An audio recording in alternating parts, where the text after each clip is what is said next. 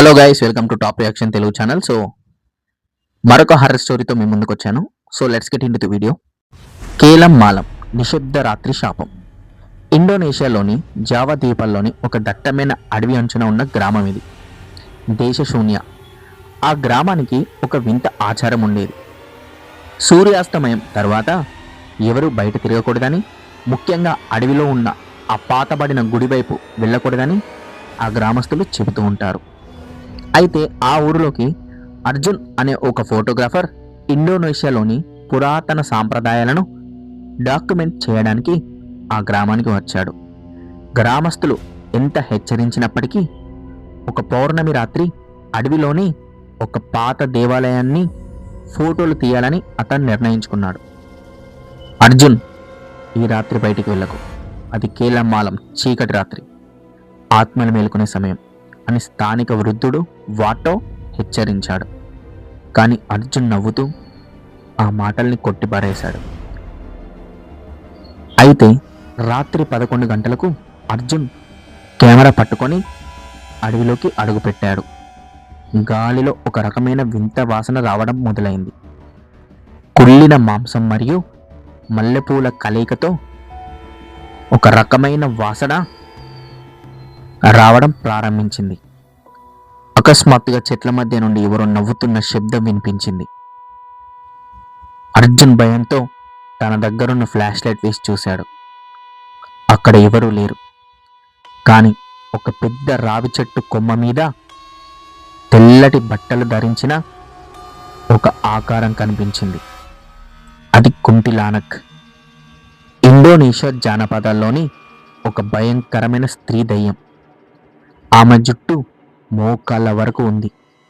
ముఖం కనిపించడం లేదు. అర్జున్ భయంతో వెనక్కి పరిగెత్తడం ప్రారంభించాడు. కానీ అతను ఎంత పరిగెత్తినా మళ్ళీ తిరిగి అదే పాత దేవాలయం దగ్గరికి వస్తున్నాడు. దిక్కులు తోచని స్థితిలో అతను దేవాలయం లోపలికి వెళ్ళాడు.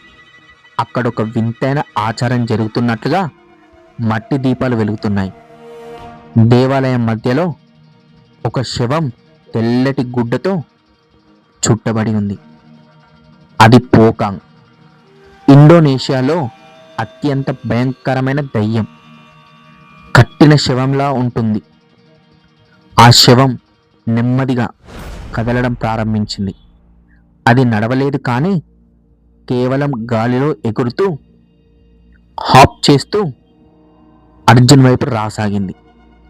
అర్జున్ భయంతో వణికిపోతూ ఒక మూలన దాక్కున్నాడు.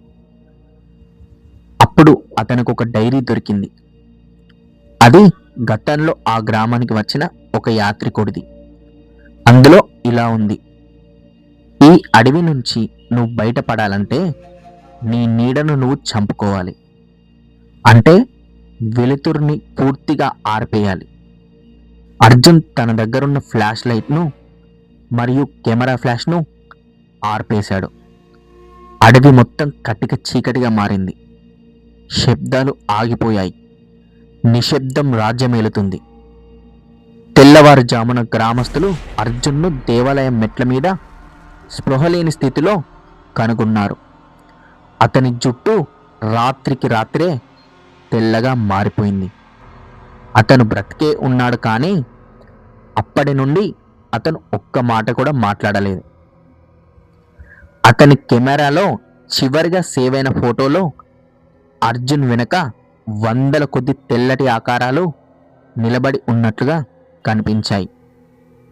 నేటికి దేశశూన్య గ్రామంలో ఎవరైనా రాత్రిపూట కెమెరా ఫ్లాష్ ఉపయోగిస్తే ఆ ఆత్మలు మళ్ళీ వస్తాయని అక్కడున్న గ్రామస్తులు నమ్ముతారు. ఇండోనేషియా సంస్కృతిలో కుంటిలానక్ మరియు పోకాంగ్ అనే అత్యంత భయంకరమైన దయ్యాలుగా పరిగణించబడతాయి. మీకు ఈ స్టోరీ ఎలా అనిపించిందో కామెంట్ సెక్షన్లో కామెంట్ చేయండి. మరొక స్టోరీతో మళ్ళీ కలుద్దాం. అండ్ కొత్తగా ఛానల్ చూస్తున్న వారు సబ్స్క్రైబ్ చేయండి.